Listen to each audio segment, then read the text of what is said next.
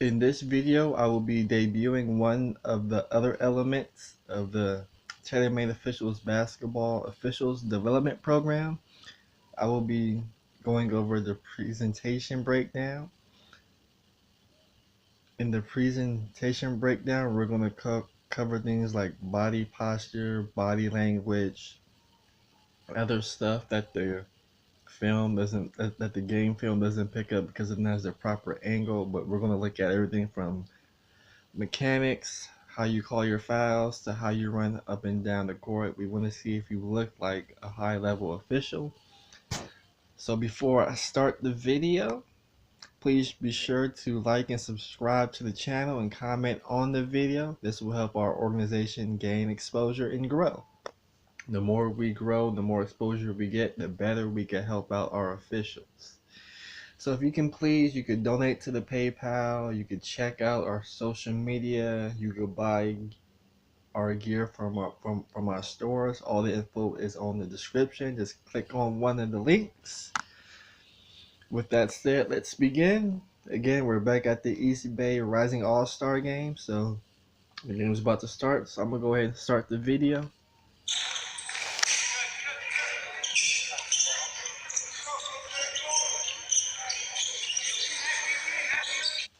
Now when we run down the court, we want to move at a quicker pace. We want to move with a purpose as we go from our starting point to the end line. So I'm going to go ahead and start the video.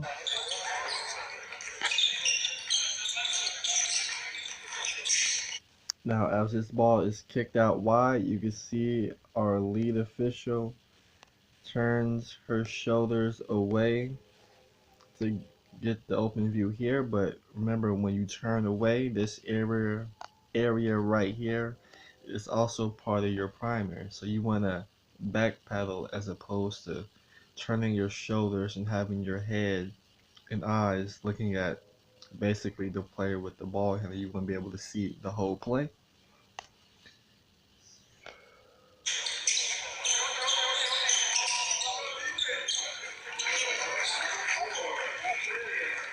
Then we can see our 10-second count if we had one. Now we get a foul, so you'll be able to see the mechanics displayed by the calling official.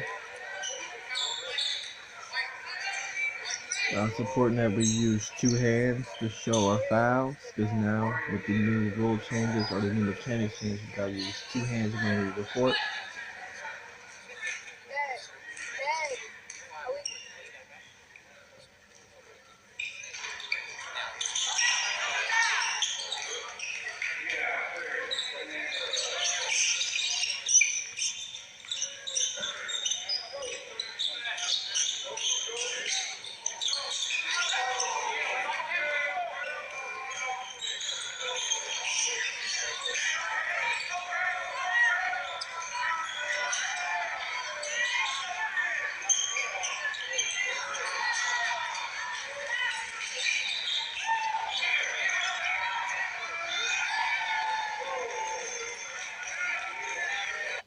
So now it's important that when we come onto the court that we have our uniform comfortably fitted on us, so we're not tucking in our shirts, pulling out our shorts or shirts or whatever. We want to look professional at all times because we never know who's watching us. We want to make good impressions on the people that can be evaluate us as we try to move up the officiating ladder. So I'll go ahead, I'll start the video.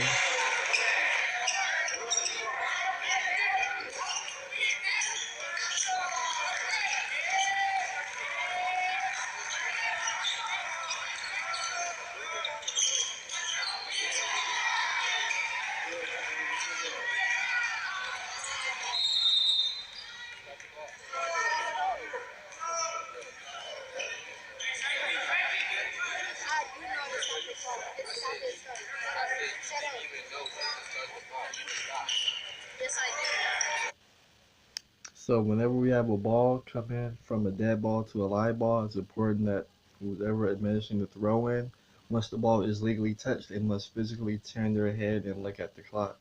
So it's just something that this official might want to add to their game to be better clock aware. Because as we get into high school and college, there's going to be the game clock and the shot clock. We want to be on top of all clock situations.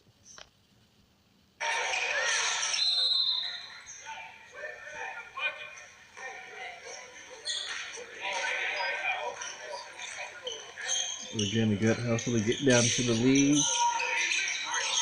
We're standing straight and tall. We're showing strong posture. That's something we want to do as officials.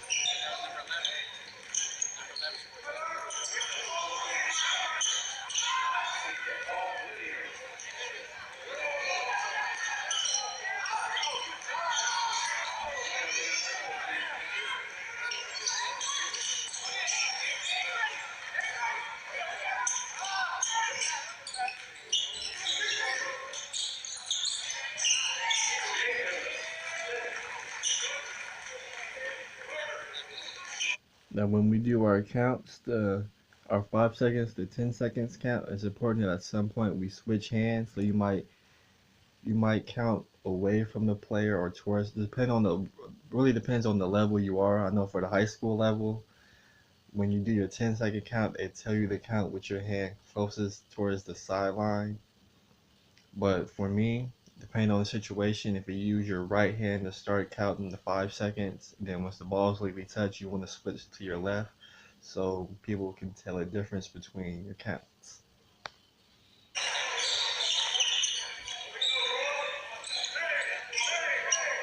So right now, our counts look crisp and sharp. They're not too fast, not too slow.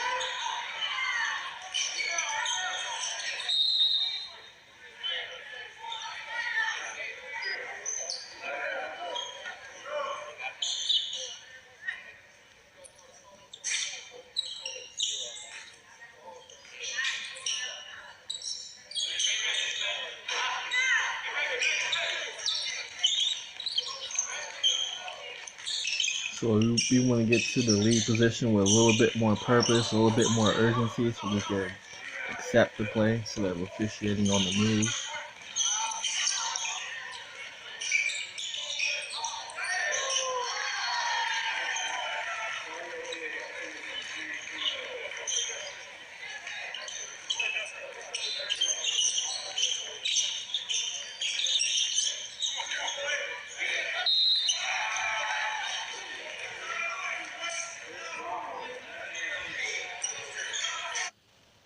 So as you can see, after the official called the foul, since they don't have numbers on the front, you only see numbers on the back, so he's trying to get the number. So when we're officiating ball games, because you're going to be in, when you go to camps, they're not going to have numbers on the front or the back.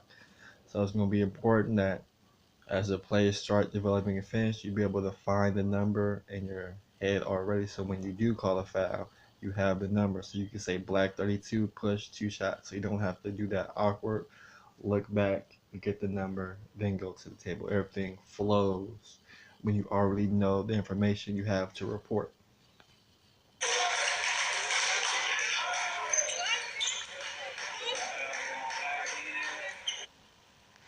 So again, we had strong mechanics. Couple of things to note.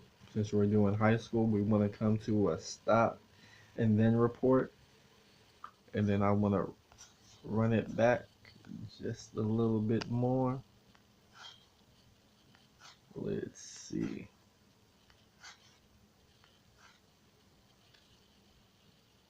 I think I'm gonna slow-mo it for the first part. So you can see when our official does the mechanics, your arms are within that window and everything looks strong and crisp. So I'm gonna take it off slow motion so we can hear what the official said.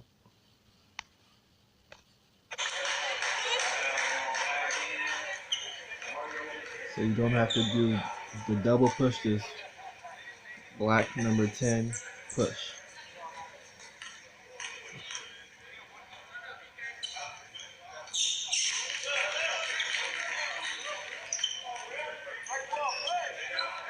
So it looks like we missed the subs coming in after the free throw, so we gotta be more wary of the subs that are supposed to come in.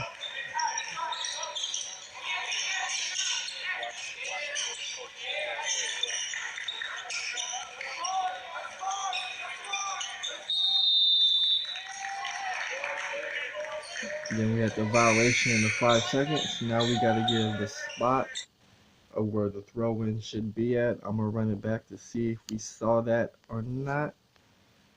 Because we give a 5 seconds closely guarded violation.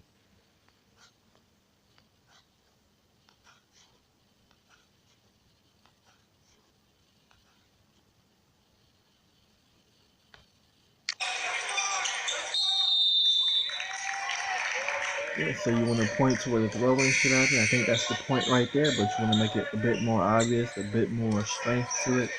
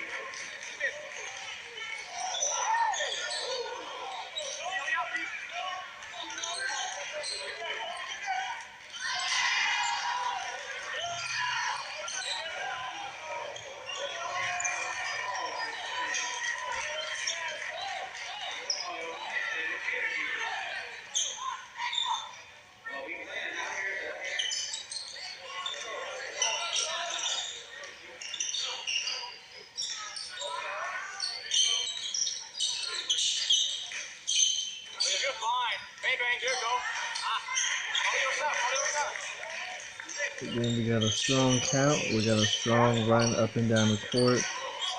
When we mark threes, we look strong and concise.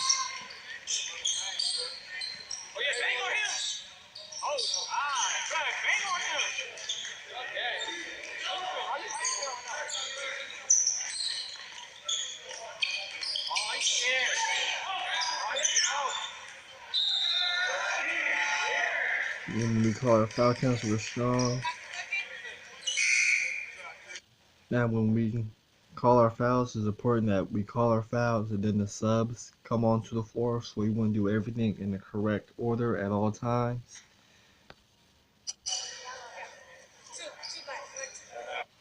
I'm going to go ahead and back that up because I saw something that I might want to note. So I'm going to go ahead and back it up. Why is it playing the circle there? Let's clear that.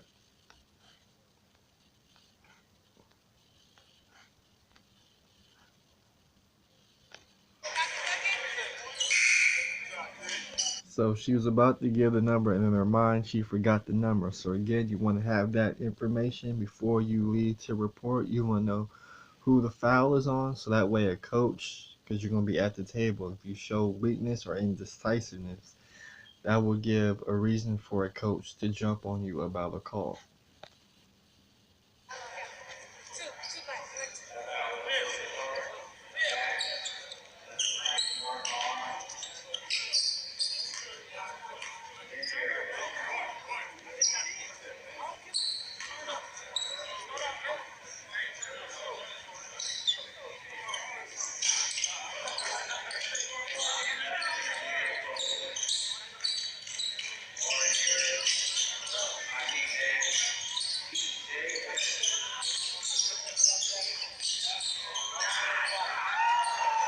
They're doing a good job backpedaling and not turning your shoulders away from your primary area of coverage.